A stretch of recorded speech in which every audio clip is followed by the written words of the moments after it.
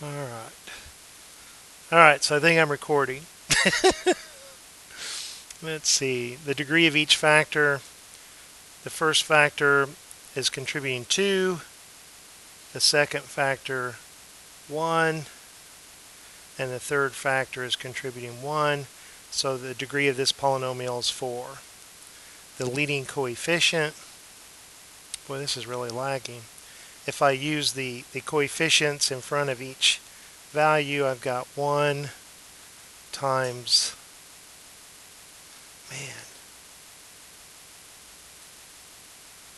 times -2 times +2, and that's a -4 for a leading coefficient.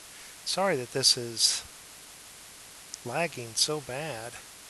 Alright, that's +1, -2, and +2 being multiplied together to get -4. Alright, so in this problem, we're not in standard form. It is given term by term, but the exponents are not in descending order. The term of interest is right here. It has the variable with the biggest exponent, 5. So the degree is 5. And the leading coefficient is -9/2. -9/2. So here they give us the graph of a function, and they're asking us, true or false, is this graph continuous? Well, it's not continuous. It has this discontinuity. You can't sketch this graph. You have to lift your pencil up off the paper to draw this second portion of it. So it is not continuous. The graph is smooth, however. There are no sharp corners. So that's true. Now, these would both have to be false, and it would have to be one of our end behaviors to be a polynomial. This is false. This could not, since it's not continuous, it's not a polynomial. So this graph is continuous. That's true. You can sketch the whole thing without ever lifting your pencil off the paper, but it's not smooth. There's a sharp corner there. This could not be a polynomial function. So here's the graph of a polynomial function. It is smooth, it is continuous, and the end behavior falls into one of 4 categories. And they want me to describe that end behavior over here on the right as x approaches -infinity, meaning that when you're to the left of the origin, what is the graph doing? It's going up towards +infinity. But as x approaches +infinity, when you're far to the right of the origin, the graph is going down, and that's -infinity. So I don't have a graph here, but I do have an equation, and I can determine the end behavior just like before if I get my information from my leading term. This is written term by term, but it's not in standard form because the exponents are not in descending order. The biggest exponent appears to be 7 because that's 4, 1, 6, the constant term, and 2. So the degree is odd. The degree is 7, which is an odd number. So I know that my answers are going to be opposite in sign. One's going to be +infinity, one's going to be -infinity. Since the leading coefficient is positive, leading coefficient is also 7, and that's positive, I know it's going up to the right. So as x is approaching +infinity, then y is approaching +infinity, because I know that it's going up to the right, but because it's odd, that means it's going down to the left. So as x is approaching -infinity, this is also approaching, y is also approaching -infinity. Those were just the underlined for the answers. That wasn't a negative sign. Alright, so that's my answer for 6. 7 has the same directions here, but this time this is given to me in factored form. So to determine the degree, let's determine the degree from each factor. This factor is contributing 4. This factor, 1 times 2 is 2. And this factor, 1 times 2 is 2. So 4 plus 2 plus 2 is 8. That's an even number. Since the degree is even, Sorry, this is lagging so much, it's making it hard to write. So I know that the answers will either both be positive or both be negative. It'll either be up and up or down and down. The leading coefficient, well, let's take the coefficient in front of each, for each factor in front of the variable. So I've got 1. I've got 5, but it's being squared. And I've got 5 again in front of the x, but it's being squared. So I've got 1 times 25 times 25, which is 625. And I'm more interested in the fact that that's a positive value. So since it's positive, it's going to be going up. So since it's even, it'll be going up to the right here as x approaches positive infinity. Y will be approaching positive infinity, and because it's even, they both have the same sign. So both of these are positive infinity. All right, so let's find the x-intercepts and the y-intercepts for the graph of this function.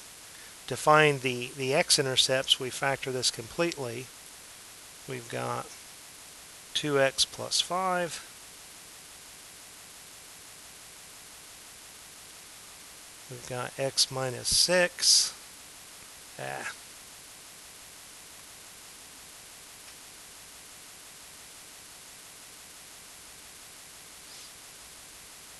We've got 5 minus 3x. Alright, so let's find the x-intercepts. If with this set equal to 0, this is already completely factored for us, so it's ridiculously easy. Negative 5 over 2, positive 6, and 5 divided by 3. So, this was of degree 1 plus 2 plus 1 of degree 4, but this guy had multiplicity 2. So we have found all of the x-intercepts because this is called a repeated root. To find the y-intercept, we input 0 into the function. So if x is equal to 0, what do we get if we multiply these values together? Well, 2 times 0 is just 0. That first factor is 5.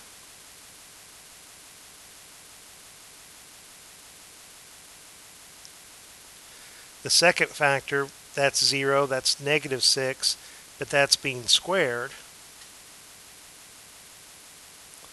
And then here, if that's 0, we've got a 5. So if we multiply these together, we'll have the y-intercept. And 25 times 36, I do not know for sure what that is. 900.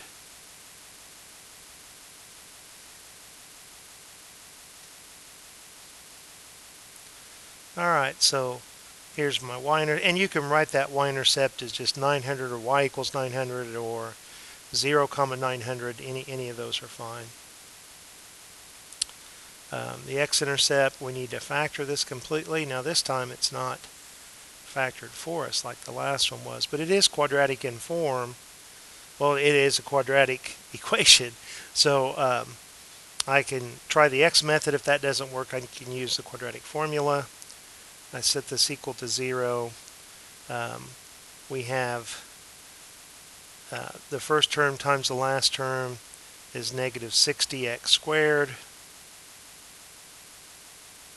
The middle term is 4x. So two numbers when multiplied together give us negative 60, but when added give us a positive 4. So let's look at the factors of 60. 10 times 6 is 60. So if I have a 10x and a negative 6x, that multiplies together to give me negative 60, but it adds together to give me positive 4. So if you form a table, in the body of your table, you put the first and last term along one diagonal. The first term was 15x squared. the second term was -4. And from my x, I know this is 10x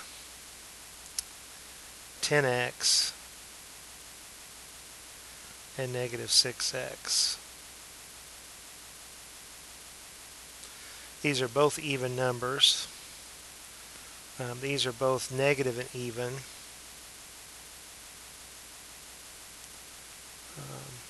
+2 times -2 is -4.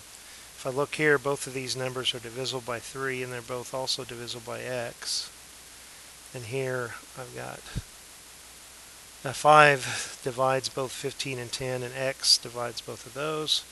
So we have found man, this is not cooperating. I have no idea, but this is as worse as it's ever been. 3x plus 2 and 5x minus 2.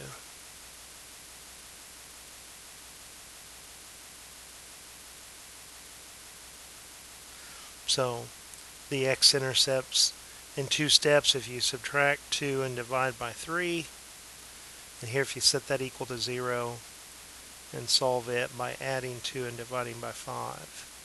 So those are the 2 x-intercepts. To find the y-intercept, you let x equal 0. If it's in factored form, you can see that these are 0. It's just this constant term. So -4 is the y-intercept. If you want to write it as y equals -4, that's fine. If you want to write it as the coordinates of a point, 0, -4, that's also fine. Alright, so here it would like me to write a polynomial function that has these zeros, and it's kind of nice that it's not too specific. It's not telling me anything about the y-intercept. It's not telling me anything. I happened to notice that I had my projector on, and it probably had a split screen there, so now the picture should be a little bit better for you. It's given me the x-intercepts, but it hasn't said anything about a y-intercept, and it hasn't said anything about the leading coefficient, whether it's positive or negative. It hasn't given anything about multiplicities. So I've got a lot of freedom here. There's going to be infinitely many correct answers. This x equals 4 in factored form is x minus 4. And I can have any exponent that I'd want there, because that's just affects the multiplicity and how it intersects the x-axis. Now here in factored form, the denominator is always the coefficient. So I've got 2x. We change the sign. That -3 is +3. If you have just x equals 0, that's just a factor of x. I usually put it out in front. And then -1 is written as x plus 1. So again, these can be any exponents, and the leading coefficient can be anything. I'm just going to pick ones. So there's probably the easiest answer for this. Like I say, where you see these ones, you could put any positive values there. This one is more specific. From this graph, I know how the graph intersects the x-axis at the zeros. I know what the y-intercept is.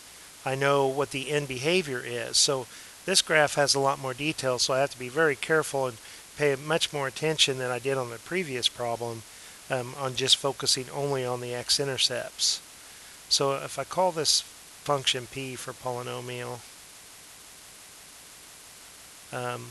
like I say, I don't know what the leading coefficient is going to be, other than it's going to be a positive number because it's going up to the right. Had it been going down to the right, I know it would be a negative number. So I know this a eventually is going to turn into a positive number. I don't know the magnitude. I don't even know if it's going to be a fraction or not. This -3 right here in factored form is x plus 3.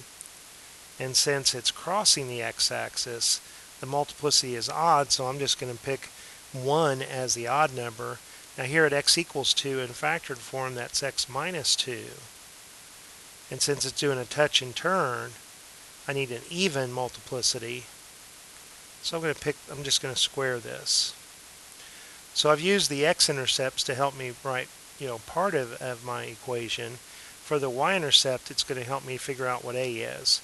So remember that this point, 0, 6, is the x-coordinate and the output of this function. So on the right-hand side, since this graph is passing through that point, I'm going to substitute 0 in for x, and I have a times 3, because I had 0 plus 3 and now 0 minus 2, but that's being squared. So on the left-hand side is the output of this function. When x is 0, the output of this function should be 6. So I've got 6 is equal to negative 2 squared is 4, and 3 times 4 is 12. If I divide both sides by 12, 6 divided by 12 reduces to 1/2. So I claim that I believe that 1/2 times x plus 3 times x minus 2. Man, this is lagging so bad. Sorry about this. It's frustrating to write too. X minus 2 squared. Now it's true, if I could find an easy point to read the coordinate, I could plug in x equals negative 2 and the y value should be close to positive 8. But I'm pretty confident that that's correct. So this is my answer for this problem. So now it wants me to illustrate. I'll pause this for a second and see what I can do about, is there anything I can make it not so lagging? Well, nobody has any recommendations of how to make this lag a little bit less. I'll just have to tolerate it. If we want to show that x plus 5 is a factor, here it is in factored form, but the x-intercept, the 0 of the function, is actually negative 5. And this is in standard form with no missing terms, 3, 2, 1, and a constant. There's no common factor, so I can peel off these coefficients. And if it's true, if they haven't lied to me that this x plus 5 is a factor, I'm expecting a 0 here. If I don't get it, either they've lied or I've done, my arithmetic wrong in this synthetic division. So let's try not to make any silly sign errors or silly arithmetic errors.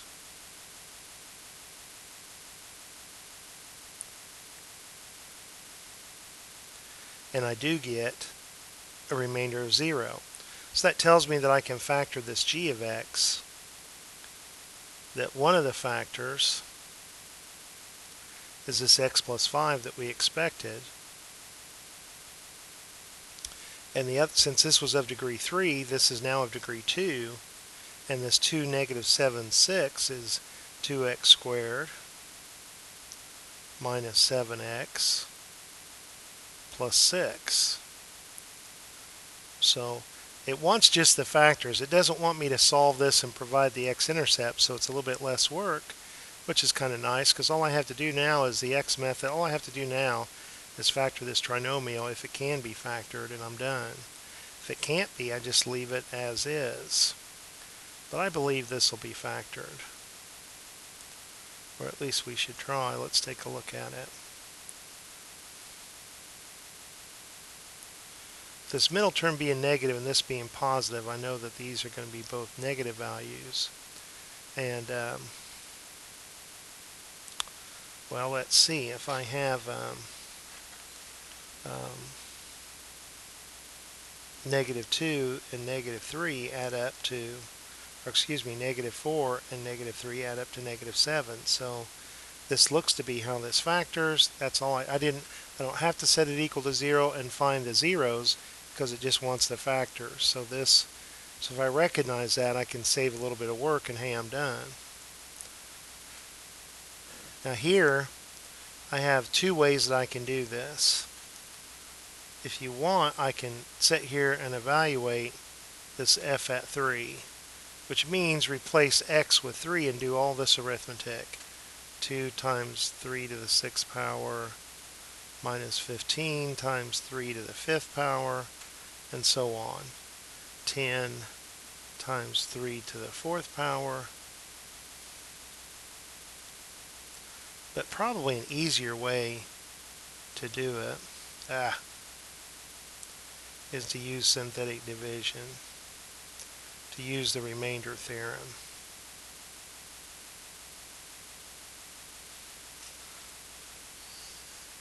So I'm trying to replace x with 3, so all these numbers that are hard to read here are 3 because it's lagging so much. I feel bad that it's hard for you to read. There, it's better. Alright, so with this f evaluated at 3, I don't change the sign. I just use that 3 because in factored form it would be x minus 3. This polynomial is in standard form because the exponents are in descending order, 6, 5, 4, 3, 2, 1 constant term. There is no common factor that divides every term. So I'm ready to do my synthetic division. Now, when I'm trying to find x-intercepts, I expect the remainder to be 0. But if I'm just evaluating this function, I suppose it could be 0, but it's very likely not going to be 0. It's this remainder here that f evaluated at 3 will be equal to. So if I pull this 2 down, 3 times 2 is 6. Then I've got negative 9 and negative 27 and negative 17 and negative 51, negative 76,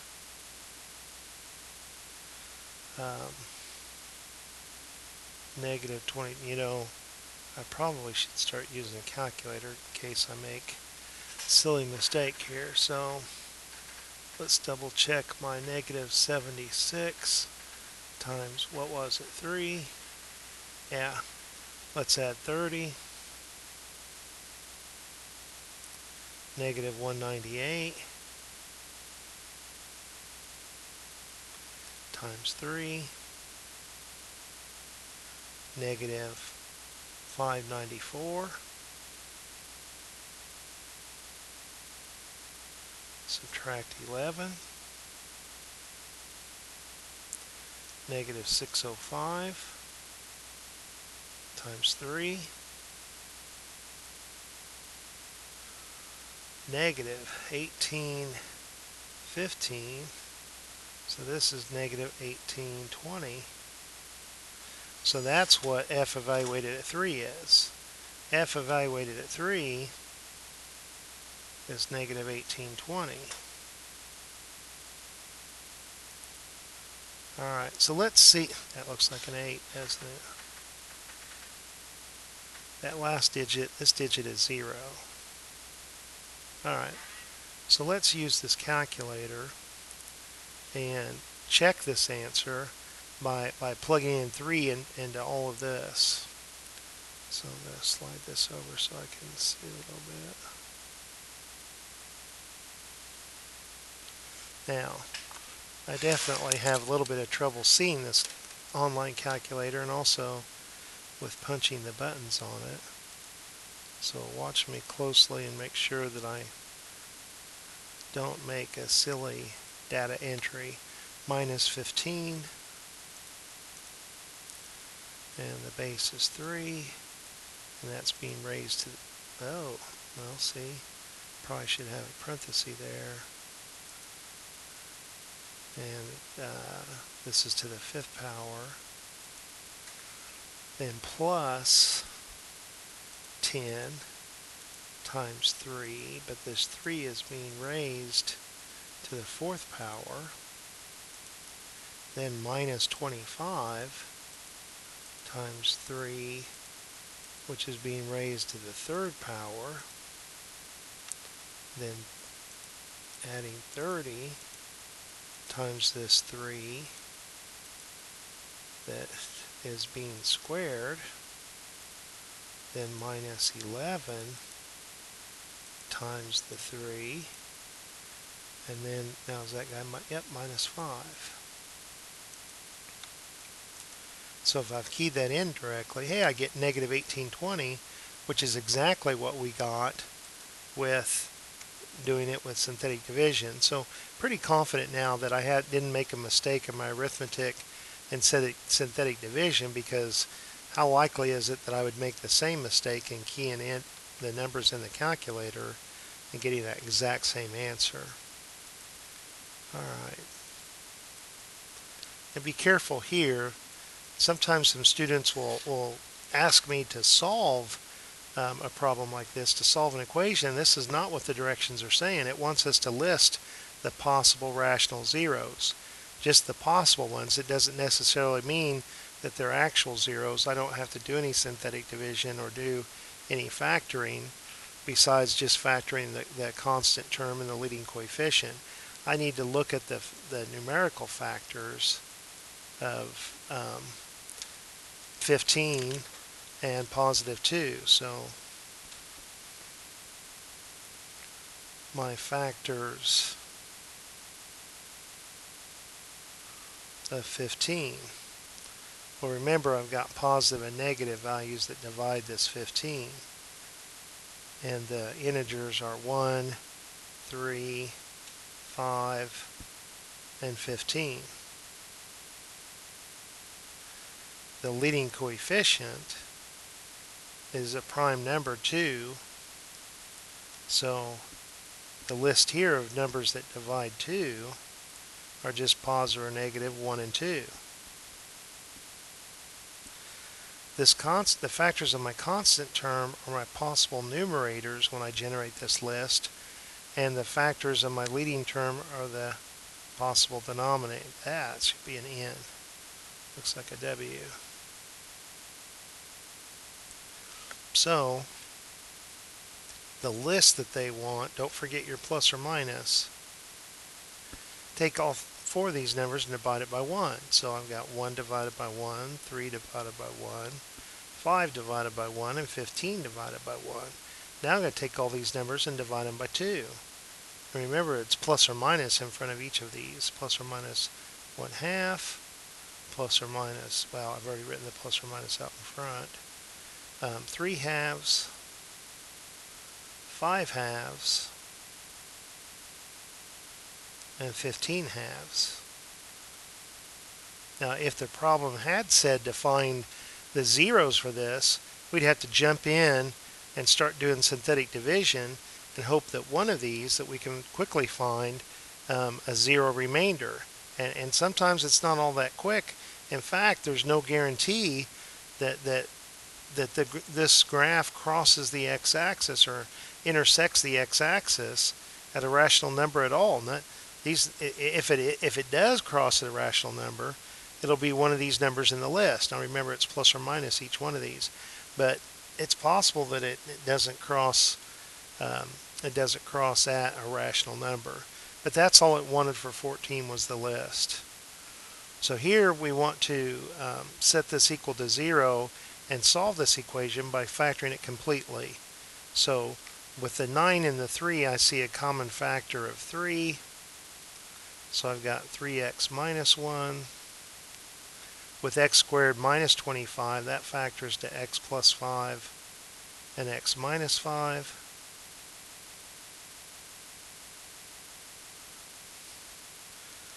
So here with the 15x squared, let's do our x method here. That's really when the x method is powerful, is when this leading coefficient is not a prime number, when it's some composite number.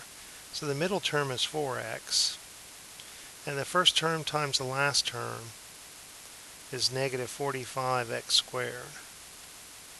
So 9x times the negative 5x gets me the negative 45x squared, but if you add 9x and negative 5x, you'll get 4x. So in a table, we can put the first term and the last term, the 15x squared and the negative 3. And along the other diagonal, we can write the information from our x, our 9x, and our minus 5x. So let's look here and say, well, these are relatively prime, with the exception that they each have a negative sign. And here, 3 divides each of these, and positive 3 times the negative 1 is negative 3. If I look here, 5 divides each of these, and x divides each of these, and 5x times negative 1 is negative 5x. If I look vertically, 3 divides each of these numbers, and x also divides each of these values. So we've got 5x plus 3 and 3x minus 1. So we've got to be a little bit careful here. We've got a 3x minus 1 and another 3x minus 1.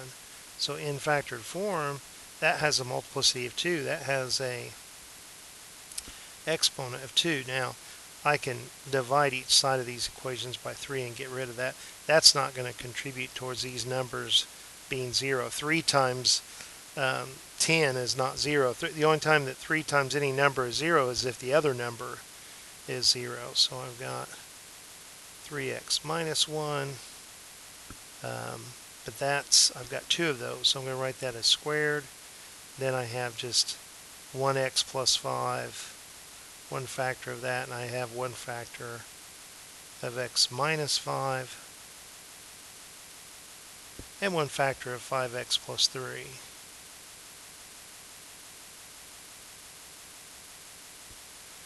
Bad looking 3.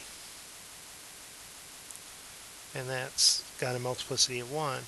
So I'm now able to fill out this table and to tell you how each, okay,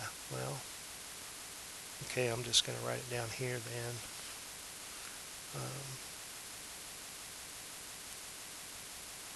My zeros, and then how does it intersect the x-axis? Does it cross it, or does it do a touch and turn? So here, this 0, if I add 1 and divide by 3, I've got an x-intercept of 1/3. And since that multiplicity is an even number, it's going to come down and touch the x-axis and then turn.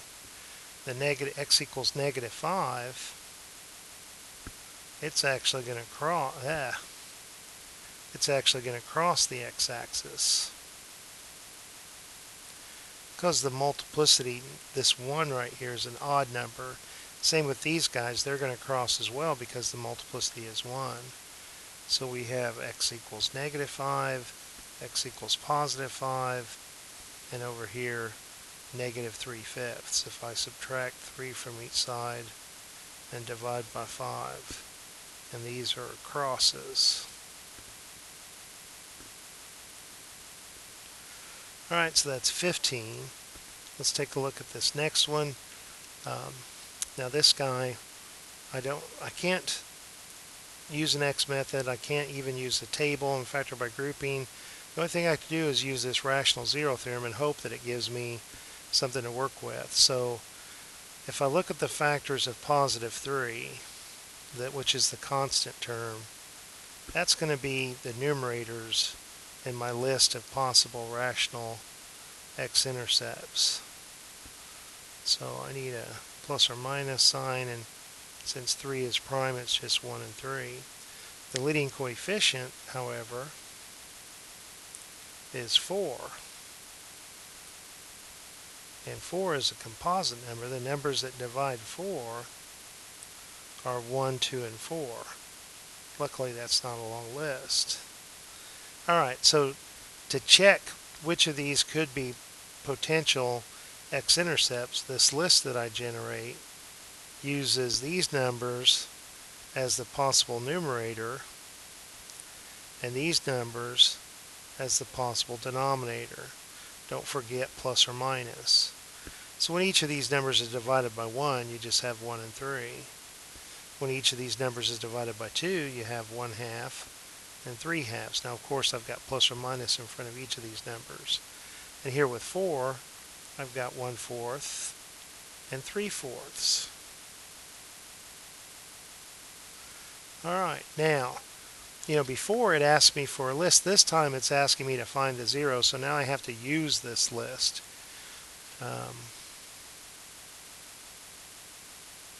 Well, let's just jump in and see if we can't find a 0. Let's try 1 and then -1, then 3 and -3, and we'll save the fractions for last. If we try a 1, well, this is in standard form with no missing terms. So I've got 4, 8, -11, and +3. I've got 4. Man, this is lagging bad.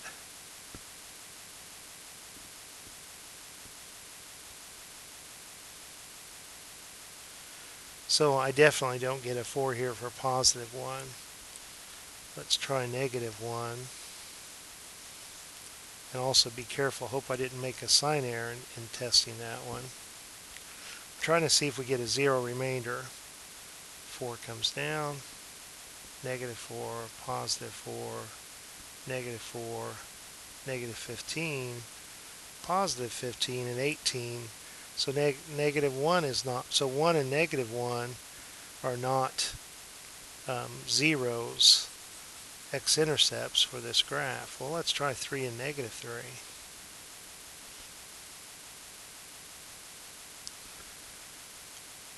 4, 8, -11, and 3. 4 comes down, gets multiplied. I add. I get multiplied. I add. I multiply. Yeah, and this is not going to be, because this is going to be some big positive number. I can see now it's not going to be 0. So let's try -3.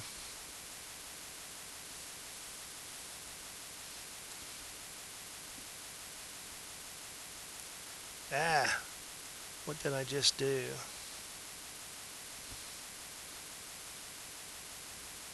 How do I get this back? There we go. Well, I hope this is still recording.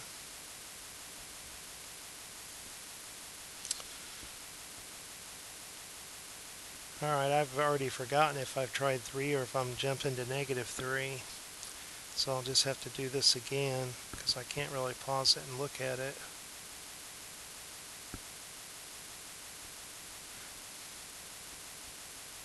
Yeah, I did try it because now I recognize the numbers. So let's try a -3. This is where I accidentally hit something up here and it really messed it up.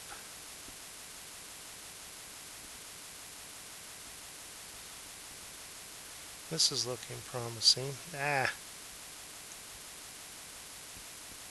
Hey, we've got a 0. Okay. So what that tells us is that we can factor this and that one of the factors is x plus 3. So this g of x that they gave me as a third degree polynomial function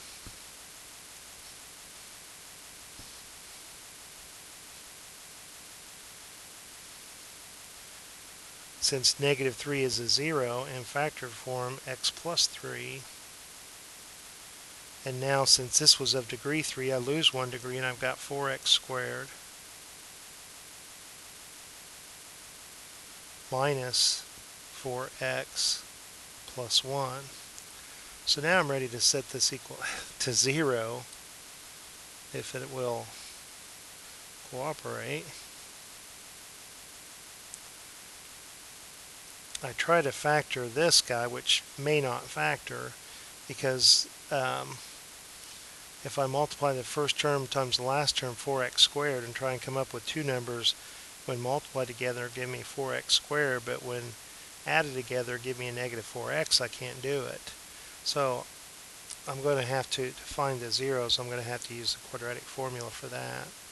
So here, if I set this, here let's just set this equal to 0, save us a little bit of room to write. So it's obvious that -3 would give you a 0, -3 plus 3. But here, for this guy to be 0, we've got to use the quadratic formula. The opposite of b, the opposite of -4 is +4. -4 squared is 16. Minus 4 times a times c. Well, maybe it did factor and I just didn't realize it. Maybe it factors 2x minus 1. Sure does. 2x minus 1 squared. because see, when I saw that I had a 0 for a discriminant, then I knew that I could have factored this. I just didn't recognize it. I didn't recognize it very quickly that this guy factors to 2x minus 1 quantity squared, because negative 1 times negative 1 is positive 1. Negative 2 minus another negative 2 is negative 4. This guy gives me an x-intercept of 1/2 with a multiplicity of 2. So I've got these two zeros. One of them is negative 3. And the other one is positive 1/2. Since the multiplicity here is 1, this is crossing, but this guy factors to this 2x minus 1 quantity squared. That 2 is an even number, so it's a touch and turn. So it only has two zeros because this guy had multiplicity of 2, and 2 plus 1 is 3, and this was of degree 3. Alright, so I think this is the last one. Looks like all these numbers are even, and they're all divisible by x to the third, so we can factor out a greatest common factor of 2x to the third. That'll give us x to the fourth minus 8x squared plus 16. Okay, so let's see if we can factor this. This is quadratic in form because the middle term is half the degree of the first term. And I've got x squared minus 4 times x squared minus 4. Because a negative 4 times a negative 4 is positive 16. Negative 4x squared and another negative 4x squared is negative 8x squared. So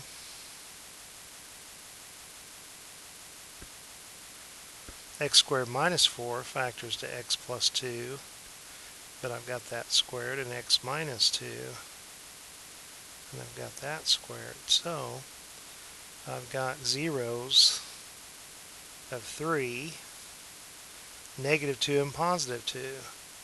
Negative 2,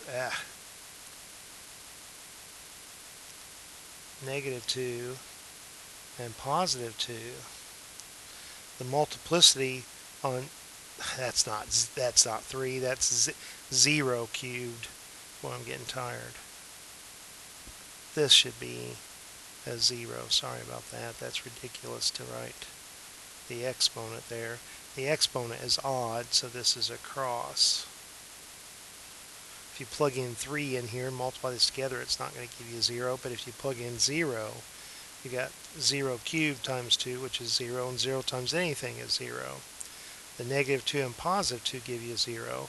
Since the multiplicity is an even number, at that x-intercept, it's doing a touch and turn. And here at positive 2, 2 minus 2, that's being squared, that's an even number. And so on the graph, it's a touch and turn. Alright, so I hope that helps. Sorry about this lagging so much and also taking long and making silly mistakes like that last one. Talk to you later.